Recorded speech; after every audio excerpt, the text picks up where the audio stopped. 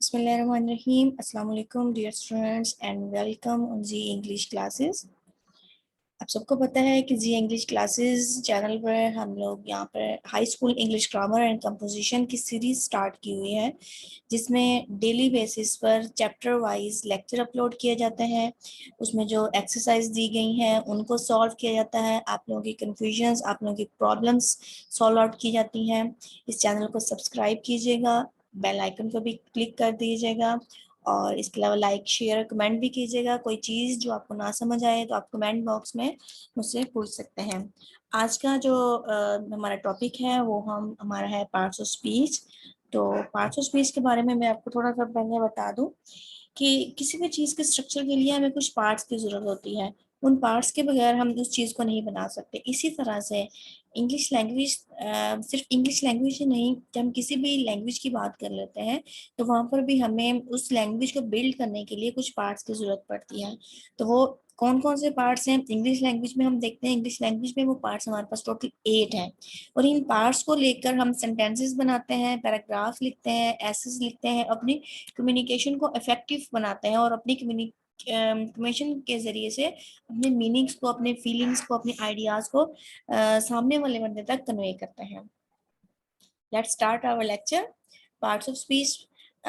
Words are divided into different kinds or classes called parts of speech according to their use, and that is according to the work they do in a sentence. The part of speech are 8 in number. अब पहली चीज आप लोगों को पता होना चाहिए कि पार्ट्स ऑफ स्पीच जो है उनको हम अगर सेपरेटली यूज करते हैं तो हमारे लिए प्रॉब्लम हो जाती है। मीन्स हम इतने अच्छे तरीके से उनको आइडेंटिफाई नहीं कर सकते जितना कि हम उनको किसी सेंटेंस में यूज करने के बाद आइडेंटिफाई करते हैं। क्योंकि कुछ ऐसे वर्ड्स होते हैं जो एट अ टाइम वर्ड्स तो सेम होते हैं, लेकिन समटाइम वो एज अ एडजेक्टिव यूज हो रहे होते हैं, समटाइम एज अ वही वर्ड एज एडवर्ब यूज हो रहा है, एज अ प्रपोजिशन और एज अ कंजंक्शन यूज हो रहा होता है। तो हम इनको आइडेंटिफाई तब कर सकते हैं तब हमने उन्हें किसी सेंटेंस में यूज किया होता है। तो हमारे पास टोटल 8 पार्ट्स ऑफ स्पीच है। वन बाय वन हम इन सब पे बात करते हैं। नंबर 1 पे हमारे पास आ रहा है जी noun. A noun is a word use as a name of a person, place और थिंग। सबसे पहले अपने डेफिनेशन पे फोकस करना है कि नाउन एक ऐसा वर्ड है जो हम किसी शख्स, चीज, जगह के लिए इस्तेमाल करते हैं। For example, Akbar was a great king. अब यहाँ पर हमारे पास 2 नाउन्स है। नंबर 1 इज अकबर और दूसरा हमारे पास है किंग। तो हम लोगों ने यहाँ पर देखना है कि अकबर भी एक नाउन है और किंग भी हमारे पास एक नाउन है, लेकिन इन दोनों में क्या डिफरेंस है? अकबर हमारे पास एक प्रॉपर नाउन है और जो हमारे पास किंग है वो कॉमन नाउन है। अब हम कैसे आइडेंटिफाई करेंगे कि it is either a common noun और प्रॉपर नाउन? तो इसके ऊपर इंशाल्लाह मैं कल लेक्चर जो है अपलोड करूंगी, वीडियो अपलोड करूंगी, जिसमें मैं आपको नाउन की टाइप्स बताऊंगी और उन टाइप से आप इजीली आइडेंटिफाई कर सकेंगे कि जो नाउन है तो वो कौन सी टाइप के नाउन है। जैसे यहाँ पर अकबर है तो अकबर हमारे पास एक प्रॉपर नाउन है और किंग जो है हमारे पास एक कॉमन नाउन है। सेकेंड एग्जाम्पल हमारे पास है Calcutta is on the banks of the river Hooghly. अब यहाँ पर हमारे पास कलकत्ता और होगले ये दोनों ही हमारे पास नाउन है और इसकी जो टाइप है वो हमारे पास एक प्रॉपर नाउन की टाइप है। The rose smell sweet. अब यहाँ पर जो रोज है ये हमारे पास एक नाउन है लेकिन ये कॉमन नाउन है। इस तरह से नेक्स्ट एग्जांपल है द सन शाइन्स ब्राइटली। तो इन इसमें सन हमारे पास एक नाउन है। हिज करेज वॉन हिज ऑनर। तो यहाँ पर करेज एंड ऑनर ये दोनों वर्ड जो है ये दोनों वर्ड हमारे पास एक नाउन है। तो इन 5 सेंटेंसेस में जो जो वर्ड्स बोल्ड किए गए हैं इट्स मीन कि वो हमारे पास नाउन्स हैं। इनकी टाइप्स कौन सी है वो नेक्स्ट लेक्चर में इंशाल्लाह हम डिस्कस करेंगे। अच्छा स्टूडेंट्स, आप लोगों ने देखा होगा कि जब हमने नाउन की डेफिनेशन पढ़ी तो यहाँ तक तो बात हमें समझ आ जाती है। A noun is a word use as a name of a person, place. यहाँ तक तो हमें समझ आ गई, किसी शख्स का नाम है, किसी जगह का नाम है। लेकिन जब हम थिंग की बात करते हैं तो वहां पर हमें समझ नहीं आती, कॉन्सेप्ट क्लियर नहीं होता कि वो थिंग आखिर है क्या चीज। तो इस थिंग के वर्ड को क्लियर करने के लिए हमें यहाँ पर इस नोट को डिस्कस करना पड़ेगा। तो यहाँ पर हमें वो ये बता रहा है the word thing includes all objects that we can see, hear, taste, touch और स्मेल, वो तमाम चीजें जिनको हम अपनी सेंसेस को यूज करके परसीव कर लेते हैं, वो हमारे पास नाउन कहलाती है। फॉर एग्जाम्पल हम किस चीज को देखते हैं वो नाउन है, किस चीज को सुनते हैं, किस चीज को टेस्ट करते हैं, किस चीज को टेस्ट करते हैं, किस चीज को टेस्ट करते हैं, किस चीज को टच करते हैं, तो हमारे पास नाउन होती हैं। इसके अलावा something that we can think of, कुछ ऐसी चीजें भी होती हैं जिनके बारे में सिर्फ हम सोच सकते हैं लेकिन हम उनको परसीव नहीं कर सकते, but can not perceive by the senses, हम उसको सेंसेस से परसीव नहीं कर सकते। फॉर एग्जाम्पल किसी की विजडम है, हम उसकी विजडम को, किसी की ऑनेस्टी है, उसकी ऑनेस्टी को जस्ट हम लोग जो है थिंक कर सकते हैं, सोच सकते हैं, लेकिन परसीव नहीं कर सकते। मतलब किसी की विजडम है तो उस विजडम को हम टच नहीं कर सकते, उसको हम हेयर नहीं कर सकते, सुन नहीं सकते, हम उसको देख नहीं सकते, लेकिन जस्ट हम उसको फील कर रहे होते हैं, हमारे माइंड में उसके अकॉर्डिंग एक कॉन्सेप्ट होता है। आई थिंक यहाँ तक आप लोगों को क्लियर हो गया होगा। नेक्स्ट पार्ट ऑफ स्पीच हमारे पास है एडजेक्टिव का। An adjective is a word used to add something to the meaning of a noun और प्रोनाउन। इसके आगे आपने प्रोनाउन का वर्ड भी ऐड कर लेना है। He is a brave boy. अब इस एग्जाम्पल में आप देखें कि जब हम ब्रेव बॉय की बात करते हैं तो यहाँ पर ब्रेव हमारे पास एज एन एडजेक्टिव यूज हो रहा है और बॉय हमारे पास एक नाउन है। एडजेक्टिव को आइडेंटिफाई करने का एक तरीका ये भी है कि वो हमेशा नाउन या प्रोनाउन से पहले यूज हुआ होगा। एडजेक्टिव को जब भी आपने आइडेंटिफाई करना है तो आपने देखना है कि वो वर्ड जो है वो कहाँ पर यूज हुआ है। अगर तो वो वर्ड किसी नाउन या प्रोनाउन से पहले यूज हुआ है, इट्स मीन कि वो एडजेक्टिव है। नेक्स्ट हमारे पास है there are 20 boys in this class. तो यहाँ पर अगर आप देखें तो बॉयज हमारे पास एक नाउन है और क्लास हमारे पास एक नाउन है। बॉयज से पहले हमारे पास 20 का वर्ड यूज हुआ है और दिस से क्लास से पहले हमारे पास दिस का वर्ड यूज हुआ है। तो ये दोनों हमारे पास एडजेक्टिव है, लेकिन एडजेक्टिव के कौन से टाइप है, इंशाल्लाह इसको हम टाइप्स ऑफ एडजेक्टिव में डिस्कस करेंगे। लेकिन आपको ये पता होना चाहिए कि एडजेक्टिव का काम क्या होता है, किसी नाउन या प्रोनाउन के मीनिंग्स में एडिशन करना, उसके मीनिंग्स को एनहांस करना, और इनकी जगह कहाँ होती है, एडजेक्टिव कहाँ यूज होता है, किसी भी नाउन या प्रोनाउन से पहले जो वर्ड यूज हुआ होता है वो एडजेक्टिव कहलाता है। क्लियर? आई होप आप लोगों को यहाँ तक समझ आ गई होगी। स्टिल अगर कोई कंफ्यूजन हो तो आप लोग कमेंट बॉक्स में मुझसे पूछ सकते हैं। नेक्स्ट हम मूव ऑन करते हैं प्रोनाउन की तरफ। A pronoun is a word use instead of a noun. ऐसे वर्ड जो हम नाउन की जगह पर यूज कर रहे होते हैं ताकि अगेन एंड अगेन उस नाउन को यूज कर कर हम रिपीटिशन क्रिएट ना करें। उस रिपीटिशन को अवॉइड करने के लिए हम प्रोनाउन का यूज करते हैं। John is absent because he is ill. अब यहाँ पर जॉन जो है हमारे पास एक नाउन है, इसकी जगह पर हमने ही का वर्ड यूज किया तो ही हमारे पास प्रोनाउन है। The books are where you left them. अब यहाँ पर बुक्स हमारे पास एक नाउन है और दोबारा वर्ड बुक्स को यूज करने के बजाय हमने उसका प्रोनाउन यूज किया, दैट इज देम। इसके बाद हमारे पास आ जाता है verb. A verb is a word use to express an action, event और स्टेट। ये हमें कोई एक्शन, कोई काम शो कर रहा होता है, कोई इवेंट शो कर रहा होता है, या किसी चीज की हालत शो कर रहा होता है।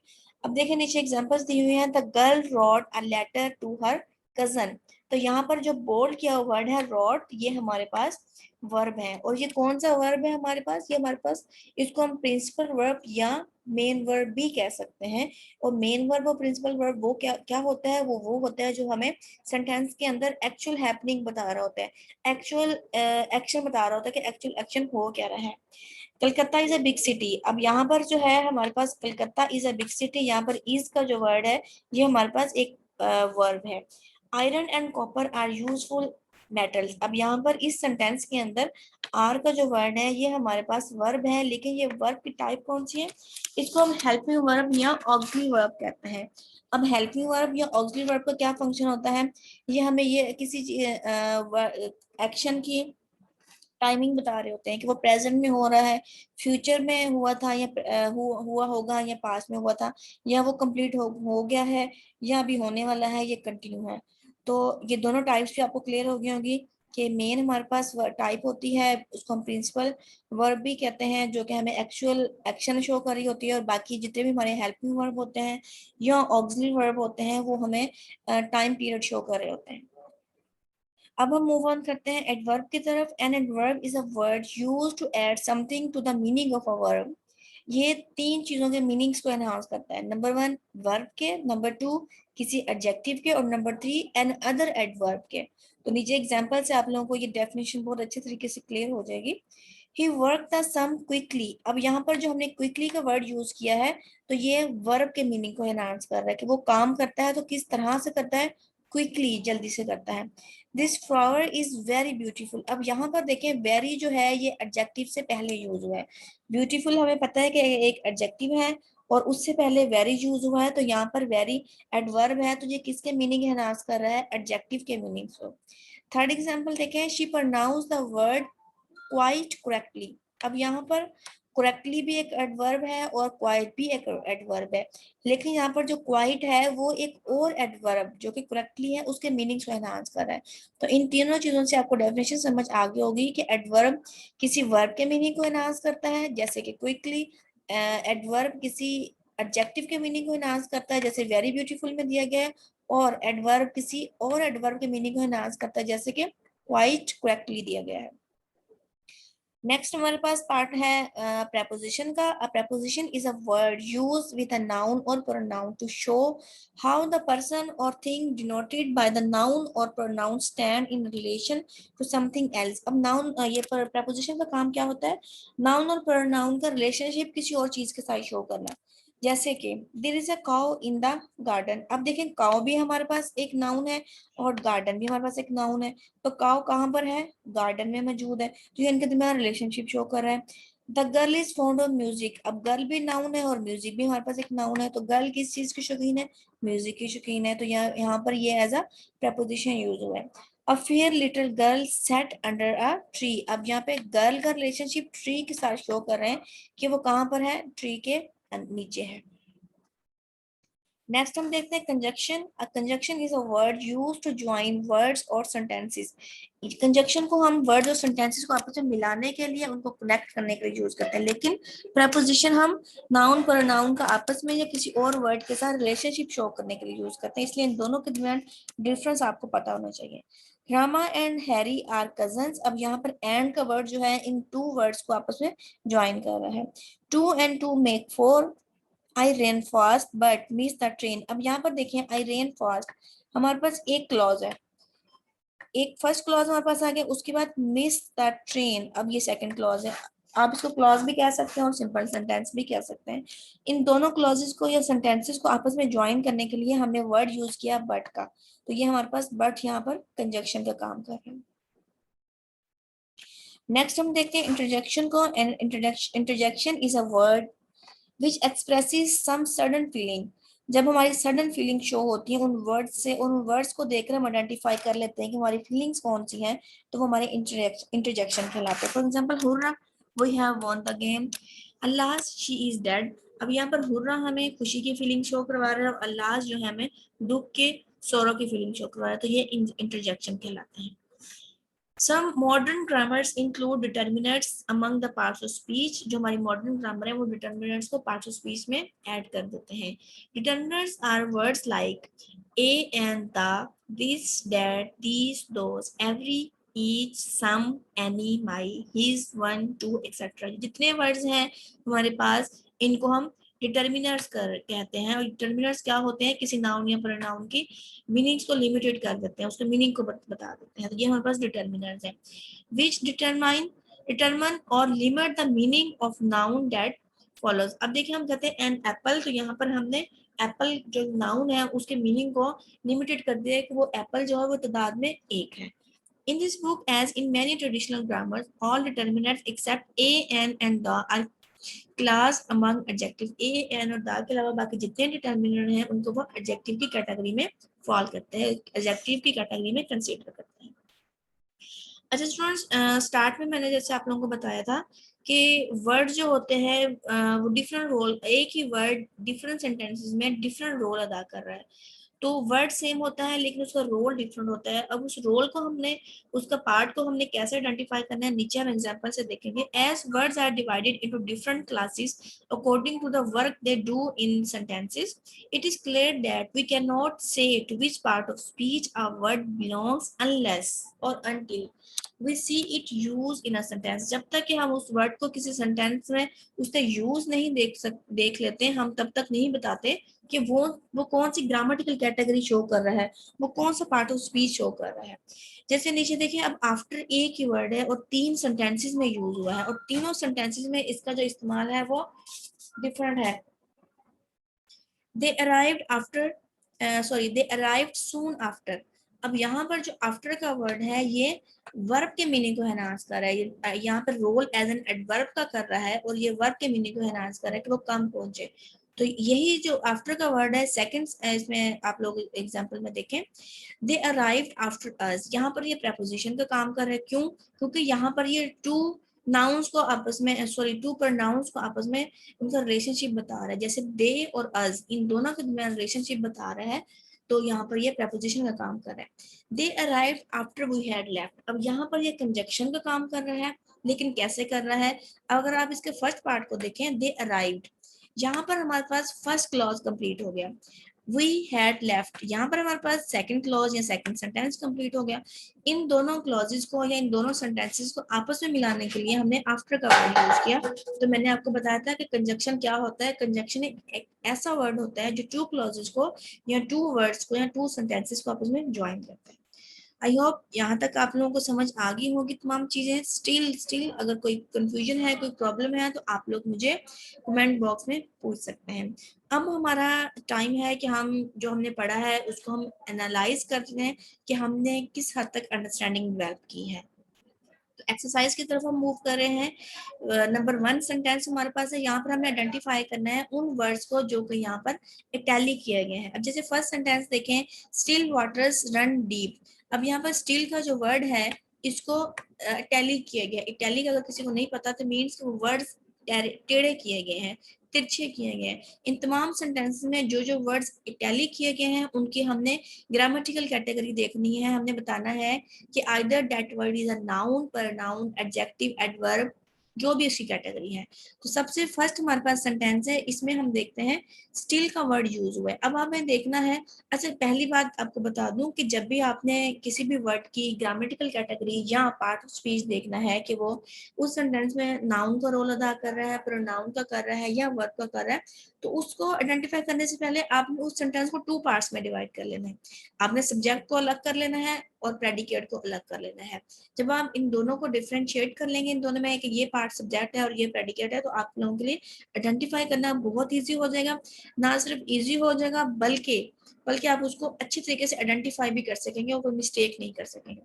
अब यहाँ पर स्टिल वाटर्स रन डीप, अब यहाँ पर स्टिल का वर्ड एक नाउन से पहले यूज हुआ है, तो यहाँ पर स्टिल जो है हमारे पास एडजेक्टिव का काम कर रहा है, तो यहाँ पर मैं उसके आगे मैंने एडजेक्टिव लिख दिया। सेकंड सेंटेंस है, he still leaves in that house, तो यहाँ पर स्टिल जो है वर्ब के साथ यूज हुआ है, तो वर्ब के साथ जब ये यूज हुआ तो ये हमें एडवर्ब का काम दे रहा है, एडवर्ब का कैटेगरी में फॉल कर रहा है।